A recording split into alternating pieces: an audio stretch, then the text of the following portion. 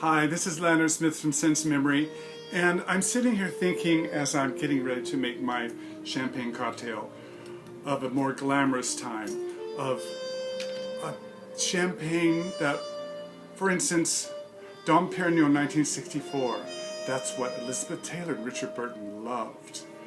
And thinking of them and of that era, of the 50s and 60s, and even the glamour of the 80s, I'm tempted and in fact going to show you some of my treasures, my vintage perfumes. So stay tuned. Oh, this looks so good. Cheers.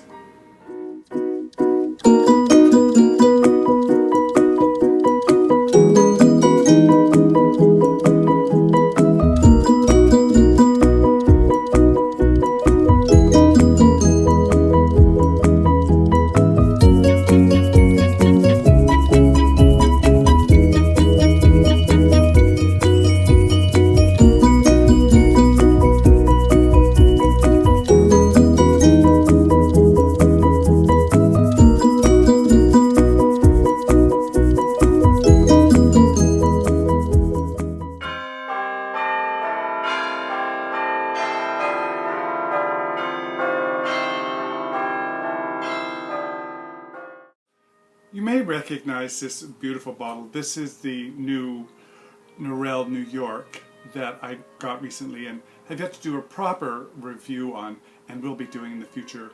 But you did see my unboxing, and if you didn't, I'll put a link down below. But this is kind of what got me started on getting an idea to buy some vintage perfumes. So the first one I got was this wonderful little bottle of Norell from 1968. Now, you'll notice that the packaging, it is a pure perfume. It comes in a beautiful box, and they recreated that kind of same look in the new box. And very carefully we'll open it, and there you have the bottle inside. And as you can see, it's only about half full. And this is, I got this on eBay, and it is incredibly beautiful. How does it compare to the original? It's fuller, it's stronger, it's richer, it's deeper. It is really amazing. But they did do a great job in creating the feel of this original perfume in the new fragrance. Now a little bit about it. The nose behind this fragrance was Josephine Catapano, and the major notes that really stick out to me in it are narcissus and this beautiful oak moss. There's heliotrope, there's carnation, there's myrrh. There are a ton of notes in it, but those are the ones that really come to the fore for me. So this was the first one I got, but I didn't stop there. The next fragrance I got, I was intrigued by the story. This is from 1958 and from the house of Revlon. Now Revlon was created by Charles Revson, and he was in competition with three women in the beauty industry. One was Estee Lauder, another was Helena Rubinstein, and the third was Elizabeth Arden. Well, Elizabeth Arden had her shop, or not her shop, but her offices on Madison Avenue, right across the street from his office. They were all in competition, and he was particularly hard on these women. He would accuse them of stealing his ideas, and they would accuse him of stealing their ideas. For instance, Estee Lauder was the first to come out with the gift for purchase kind of concept, and he followed up, and the other two ladies followed up too. And of course, they all started yelling at each other about who got the idea first. Well, anyway, with Elizabeth Arden, she could not stand Charles Revson, and she always referred to him as that man. Well, that didn't get his goat. Instead, he decided to come out with a men's fragrance called That Man. And this is that fragrance from 1958. It's an aromatic fougere. Now, I will say, this is most likely not an original bottle from 19, but in the spirit of vintage, I decided to include this one. And as I said, it's an aromatic fougere, and it is really quite nice. It has a great, this is a splash, by the way. I forgot that it was a splash, so let's put a little on. It has a great kind of barbershop-y smell to it. It's a real classic and a beautiful fragrance and quite affordable online. The major notes I get are musk, oak moss, and geranium, and it really does have that great barbershop feel. Now on to the next. This next fragrance is really special. It was created in 1924 by the House of Lanvin, and the nose behind it is Madame Gris. Madame Gris was a very exotic and interesting perfumer, and as a matter of fact, she's a character in a novel that's just recently come out in the last couple of years called The Perfume Collector, and it's a wonderful story, and she's a major character in that, and I highly recommend that book if you're interested. But anyway, back to this perfume. This is from 1924 by Lanvin, and look at this beautiful box, and here is the top too. But in any case, this is none other than the incredible and quite legendary My Sin. Here's the bottle. It is so beautiful, and you can see it's almost completely full. This is probably from the 50s or the early 60s. Just really gorgeous. This is an incredible scent. It's aldehydes and civet and musk and oak moss and ylang ylang, and the list goes on. And it is, got a little on right here. It is so incredibly hypnotic. This to me is poison. It's what I imagine and hope that something like Poison would smell like. I have to revisit Poison to find out, but you just can't beat these old classics for glamour and sophistication and oomph. It is just so incredibly, powerfully beautiful. So that's My Sin by Lanvin. Now on to the next. This next fragrance is a real star. This is from 1957, and this is from the House of Givenchy. This is legendary. It is none other than Givenchy's L'Interdit. Now you notice this box is a little beat up. It's very old and it's been through a lot, but it's survived to come and be with us today. So I can share it with you, and I will show it. It's very delicate to open. Be very careful. And there is the legendary bottle. And here you can see it up close. It is quite beautiful, and this fragrance has quite a history.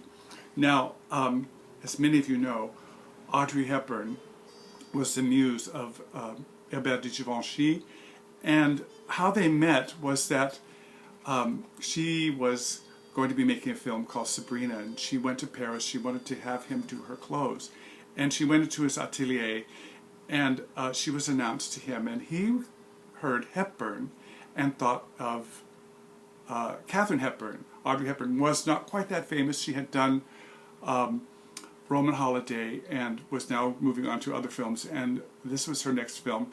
And he wasn't making the connection between Audrey Hepburn and the difference between Audrey Hepburn and Katharine Hepburn. So he was a little disappointed when he met her, but they hit it off.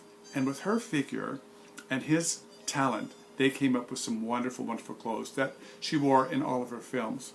So in 1957, he created a fragrance just for her, and he wanted to call it Audrey. And she said, I forbid it. L'Interdit, it's forbidden.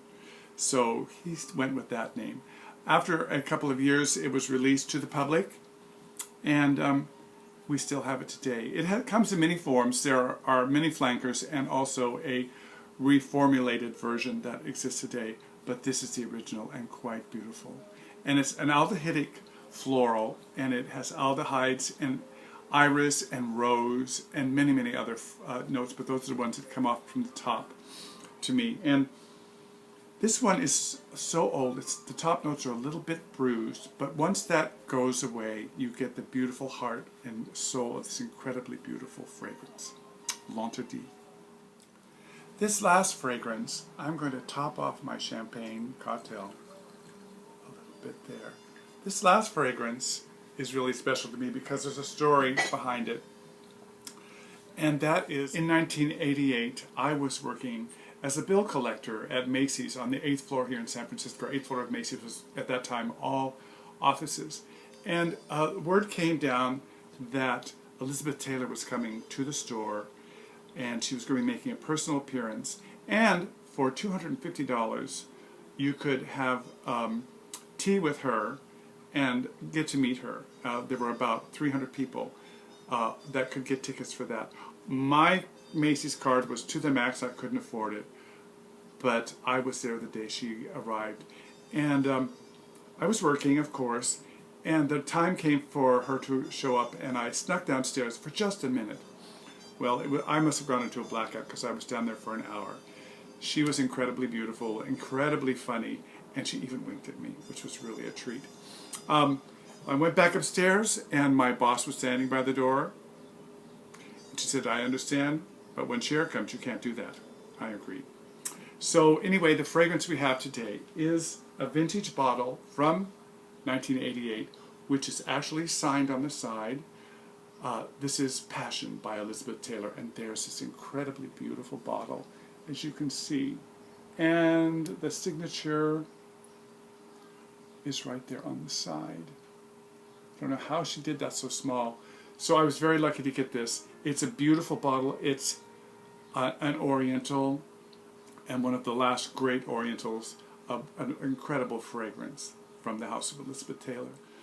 The major notes to Passion are incense and honey and leather and oak moss and patchouli, and it goes on and on. It's just really an incredible fragrance. And this, of course, you have to see, this is a dab bottle. You go like this, you put a little on. Oh, it's still gorgeous, just incredibly beautiful, so rich. And I always think of one thing when I open this dab bottle, and that's in one of her films called Boom. There's a scene where she's putting on perfume, and she actually puts it on her tongue, which was just so decadent to me back in 1968. So there you have the beginnings of my collection of my vintage fragrances. I hope you enjoyed it. This is Lanier Smith from Since Memory saying, remember, wear what you love and not what they say you should like. Cheers. As an afterthought, I wanted to add that there is a wonderful book out called Scent and Subversion, and it's by Barbara Herman, and it's all about vintage fragrances. Hold on, I'll get it for you. And here it is, Scent and Subversion. It's an incredible book. I've showed it to you before, but it is so wonderful. Look at that. It's just full of these wonderful ads, and each fragrance she talks about tells you her impressions and the stories about them. It's just an incredible book for anyone who is interested in fragrance, in the history of fragrance, and in exploring vintage. Cheers.